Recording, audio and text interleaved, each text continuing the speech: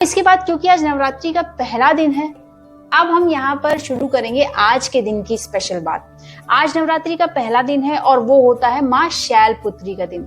माँ शैलपुत्री कौन है, इनकी क्या कहानी है? इस शैलपुत्री माता है वो और कोई नहीं बल्कि माता सती का ही दूसरा जन्म है। महाराज दक्ष ने अपने घर में यज्ञ किया था और सभी देवी देवताओं को बुलाया था। तब सती जी को पता चला तो उन्होंने शिव जी से कहा उन्हें भी अपने घर जाना है, लेकिन उनके पास कोई निमंत्रण नहीं आया था।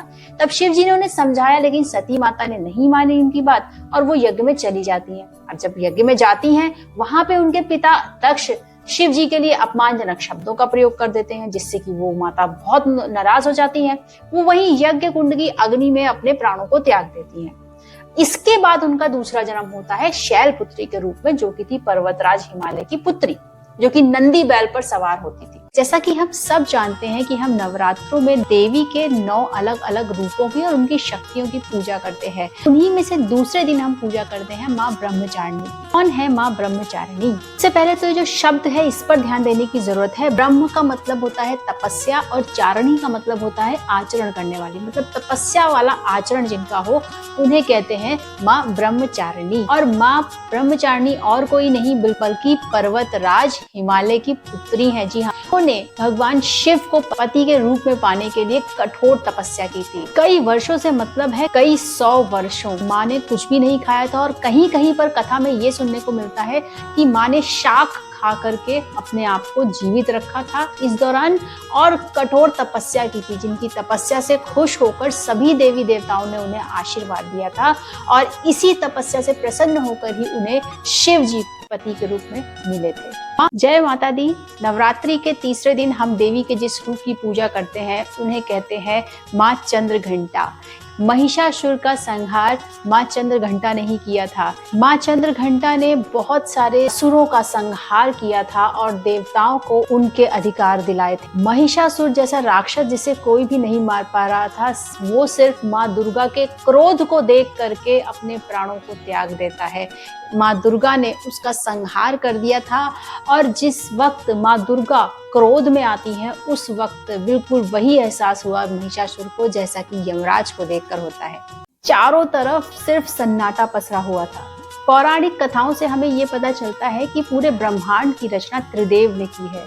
जी हाँ, लेकिन ब्रह्मांड की रचना करने के बाद चारों तरफ अंधकार ही अंधकार छाया हुआ था। इसमें ना ही कोई रंग था और ना ही कोई रोशनी, चारों तरफ सिर्फ सन्नाटा पसरा हुआ था।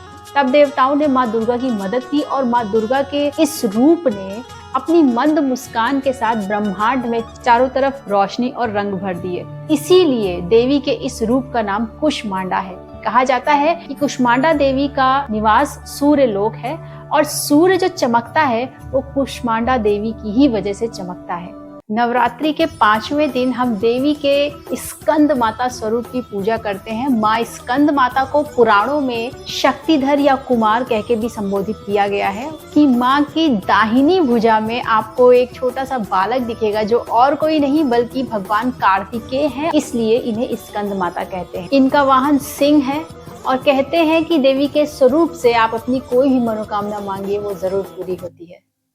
छठे दिन हम देवी के जिस रूप की पूजा करते हैं वो है माँ कात्यायनी। अब कात्यायन नाम के महर्षि थे। महर्षि कात्यायन के कोई संतान नहीं थी। महर्षि ने माँ भगवती की बहुत पूजा अर्चना की। पूजा अर्चना से खुश होकर माँ ने उनको दर्शन दिए और उनकी इच्छा पूछी। महर्षि कात्यायन ने माँ से अनुरोध किया कि वो उनकी पुत्री के रूप में जन्म लें।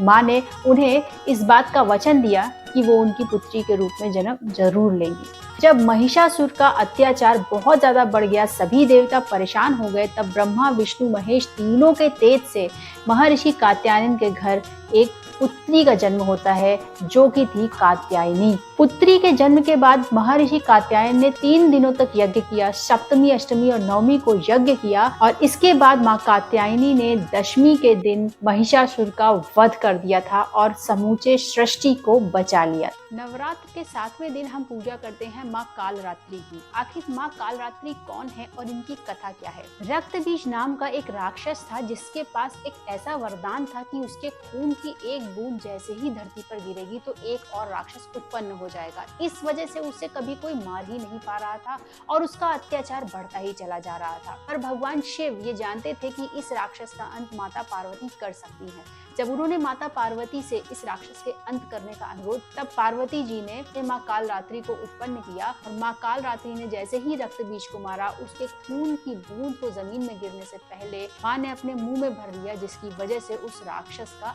अंत हो सका। कौन है माँ महागौरी और क्या है इनकी कथा? हम सभी जानते हैं कि माता पार्वती ने भगवान शिव को पति के रूप में पाने के लिए कई हजारों वर्षों तक तपस्या की थी और इस तपस्या के दौरान उन्होंने अन्न और जल को त्याग दिया था, जिसकी वजह से उनका पूरा शरीर काला पड़ गया था।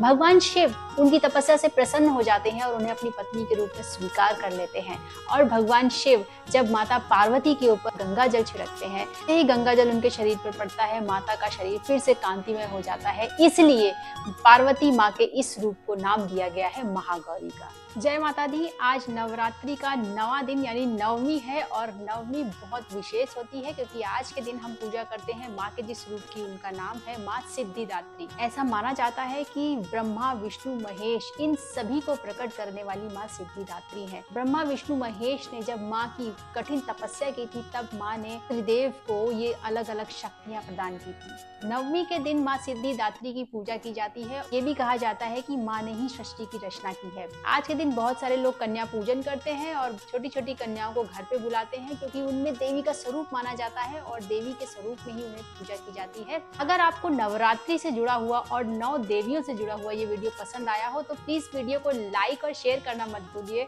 और अगर आप चैनल पर नए हैं तो प्लीज लिसन कहानियां को सब्सक्राइब जरूर कीजिएगा। Thank you for listening listen कहानियां।